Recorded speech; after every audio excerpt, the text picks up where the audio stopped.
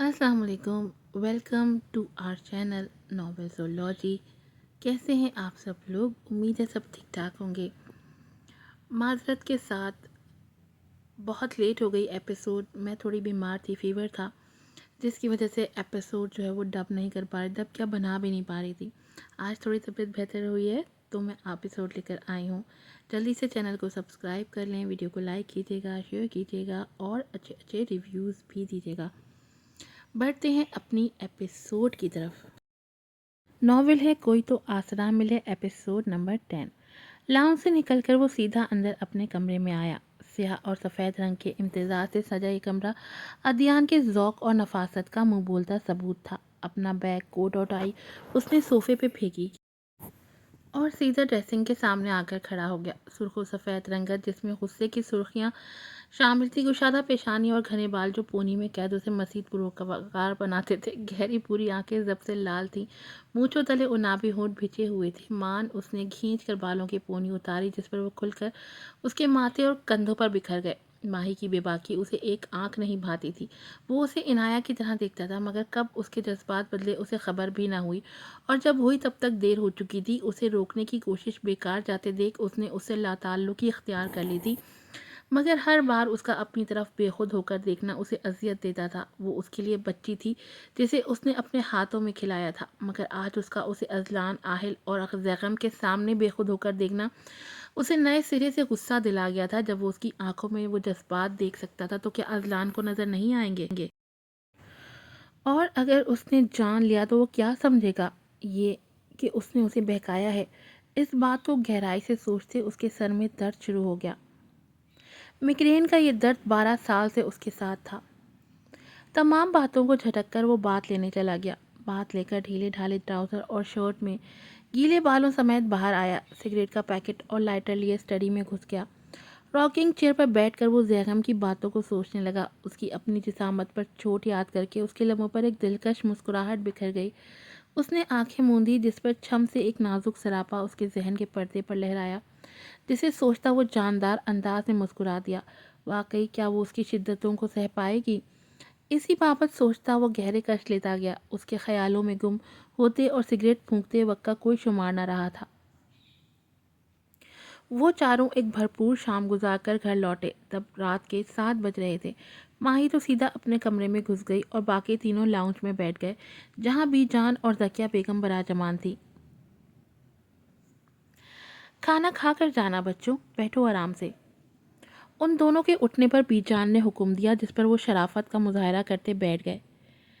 चाय आलिया, जाकर देखें कितना वक्त है खाने में। उन्हें हुक्म देने के बाद वो आलिया बेगम से मुखातिब हुई, जिस पर वो सर हिलाती लाउंज से निकल गई। और सुनाओ बच्चों, घर में सब कैसे हैं? तुम लोग आओ तो आओ, तुम्हारे माँ बाप को तौफीक नहीं होती? उसकी कोई ख़ास वजह? वो तस्बीह पढ़ती लतीफ़ से तंज से बोली, जिस पर वो दोनों मुस्कुरा दिए। इसलिए भी जान, मामा घर के कामों में बिजी होती हैं और बाबा ज़मीनों के मामलात में। इंशाल्लाह जल्द चक्कर लगाएंगे। आहिल ने मुअद्दब लहजे में मुस्कुराकर कहा, जिस पर वो भी मुस्कुरा दी। हम जानते हैं मेरे बच्चे, भाई साहब के बाद सारी जिम्मेदारी तुम्हारे बाबा ही देखते हैं। काफ़ी दिन हो गए उन्हें देखे, इसलिए कह दिया। अच्छा छोड़े, ये तो बताएं, ये हमारे तीनों शैतान कहाँ हैं? नज़र नहीं आ रहे। अब के जैगम ने बात को पलटते सैफ, ओन और अदीत का पूछा। उन तीनों का कॉलेज ट्रिप था, इसलिए वो घर में नज़र नहीं आ रहे, वरना वो आराम से बैठने वाली मखलूक नहीं है। अब के अजलान ने जवाब दिया, जिस पर बीजान ने उसे खशमगी नज़रों से देखा। आप पर ही गए हैं, आप अभी तक टिक कर नहीं बैठे तो वो कैसे बैठ सकते हैं? वो तंजिया गोया हुई कि अजीज़ पोतों की शान में गुस्ताखी बर्दाश्त न हुई थी। अजलान की ऐसी इज्जत अफजाई पर वो दोनों कहकहा लगाकर हंसे, जिन्हें अजलान ने खा जाने वाली नज़रों से देखा। अजलान के तपने पर वो भी मुस्कुरा दी थी। ये तो सच कहा आपने बीजान। क्यों अजलान, सच है ना? मुस्कान दबाकर आहिल ने उसकी तायीद चाही, जिस पर उसने उसे कहर भरी नज़रों से देखकर दांत पीसे। अपने बारे में क्या ख्याल है, मैं तफसील से बताऊं? वो बज़ाहिर मुस्कुराकर सरगोशी में बोला। जिस पर वो हड़बड़ा कर सर नफ़ी में हिला गया। उन दोनों को सरगोशियों में बातें करते देख बीजान ने ज़ैगम को देखा, जिसने कंधे उचकाकर लाइल्मी का तासुर दिया, हालांकि उनकी बातों से वो अच्छी तरह वाकिफ था। अन्ना, क्या मसला है? जब मैं गई थी तब भी तुम इसी तरह सोई हुई थी। हालांकि ये हम दोनों का प्लान था, फिर तुमने दगाबाजी क्यों की? कमरे में दाखिल होते ही अनाया को उसी पोजीशन में देखकर वो जी जान से जल गई। वो गहरा सांस लेती उठ बैठी। अच्छा सॉरी, मैं थक गई थी, माफ़ कर दो, वो धीमे लहजे में बोली, जिस पर माही ने उसे घूरा। हरगिज़ नहीं, जानती हो उस बंदर के साथ बिल्कुल मज़ा नहीं आया, वो नरूठेपन से बोली, जिस पर अनाया हंसती हुई बेड से उठकर उसके पास आई और उसे बाहों में जकड़कर घुमा डाला। ओ मेरी डॉल, नाराज़ हो गई है, सॉरी। उसे छोड़ते हुए वो कान पकड़कर बोली, जिस पर माही, जो उसके घुमाने पर अपना घूमता सर पकड़कर उसे कच्चा जमाने के दर पे थी, उसके कान पकड़ने पर कहका लगाती उसे गले लगा गई। जाओ, माफ़ किया, क्या याद करोगी, किस सखी से पाला पड़ा है, वो गर्दन अकड़ाकर गुरूर से बोली, जिस पर अनाया ने आंखें सुकेड़ कर उसे देखा। हैं, ये कब हुआ? तुम तो किसी ज़माने में सखी नहीं रही, तो फिर अब ये कैसे हो गया? तुम तो अव्वल दर्जे की कंजूस हो मैंड की। वो शरारत से बोलते ही हिफ्ज़ माँ तकद्दुम के तौर पर पीछे हटती वॉशरूम में भागी, और इनाया की बात सुनकर वो गुस्से में अन्ना चीखती उसके पीछे भागी, पर बंद दरवाजे ने उसका मुंह चिढ़ाया। कोई नहीं, बाहर तो आओगी ना? वो उसे धमकाती ड्रेसिंग रूम में घुस गई। इस जुम्मे को अध्ययन को दस्तार पहना दी जाएगी। क्या आपको उससे कोई मसला है अध्ययन? डाइनिंग टेबल पर सब रात का खाना खा रहे थे जब बीजान ये फैसला सुनाया। साथ अध्ययन की राय भी मांगी। उनके इतने अचानक फैसले पर खाना खाते अफराद ने चौंक कर बीजान को देखा, और फिर सबने अध्ययन को देखा, जो आम होलिये में खाना खा रहा था। सवाल पर बीजान की तरफ देखा।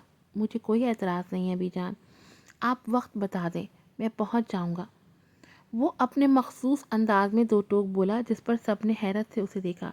ये क्या बात हुई अदनान, आपको उस दिन घर होना चाहिए। बाबर साहब हैरत से बोले, जिस पर वो गहरा सांस लेता उनकी तरफ मुतवज्जा हुआ। ज़रूरी मीटिंग है चाचू, आप बेफिक्र रहें, मैं वक्त पर पहुंच जाऊंगा।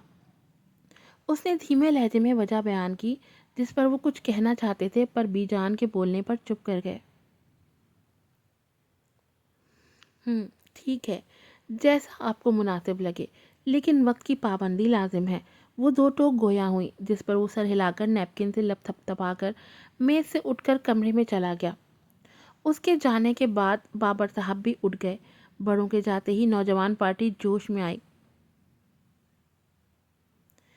बीजान, अगले दिन फिर हम पार्टी अरेंज करेंगे, ओके?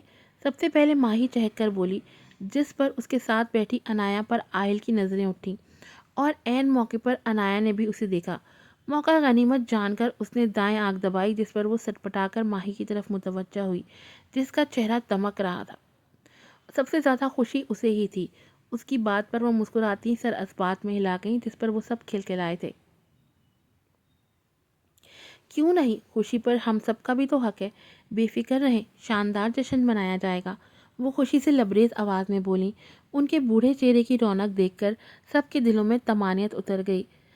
मैं आपको बता दूं, राइटर ने ये छोटी छोटी एपिसोड्स ही लिखी हैं, इसलिए इस पर मत बोलिएगा कि इसकी बड़ी एपिसोड ने, ये राइटर ने लिखी ही छोटी छोटी एपिसोड्स हैं। फिर मिलूंगी आपसे नई एपिसोड के साथ। अस्सलाम वालेकुम।